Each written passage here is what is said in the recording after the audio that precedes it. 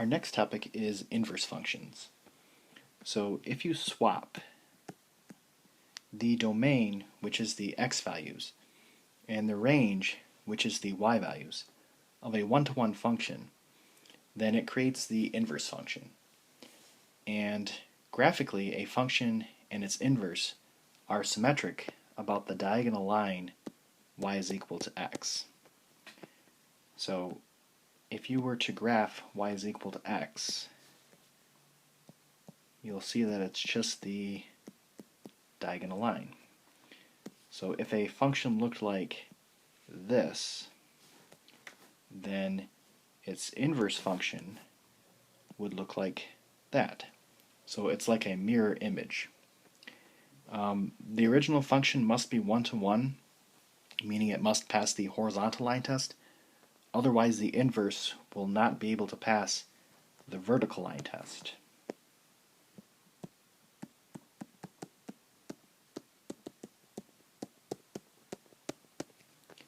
So if you were to have a different function that was not one-to-one, so like it looked like that, and you were to find the inverse would look like that. That's the mirror image. But now this is no longer a function because a vertical line hits it more than once, and we can't have that. So the original must always be one-to-one in order for you to have an inverse. Okay, so my process for finding the inverse is I want to first express f of x as y. Then I want to swap my x and my y. Then solve for y, and then go back to functional notation.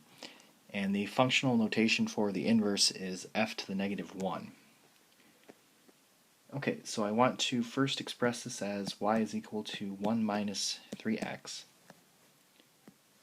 Then I'm going to swap my x and my y. And it seems weird, it kind of seems illegal, because we're never able to just switch our variables, but in this case we can. So then I'm going to subtract 1. And then I want to divide both sides by negative 3. So x minus 1 over negative 3 is equal to y. And then I want to lastly label this as f to the negative 1. So this will be my inverse function.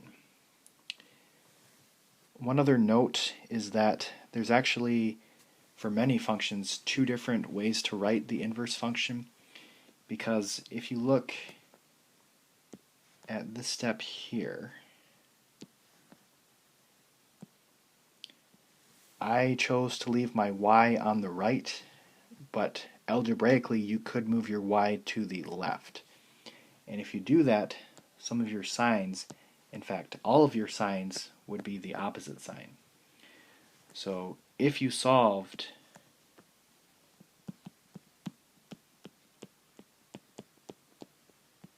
to the other side, then you would have gotten this as your final answer. So you'll notice that instead of a positive x, it's a negative x. Instead of a negative 1, it's a positive 1. And instead of a negative 3, it's a positive 3. But these two answers are equivalent because the negatives would actually cancel out if you factor them out.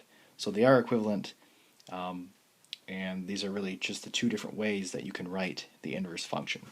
So either of these is acceptable, and it just really depends on what side you solve for y at that stage in the problem.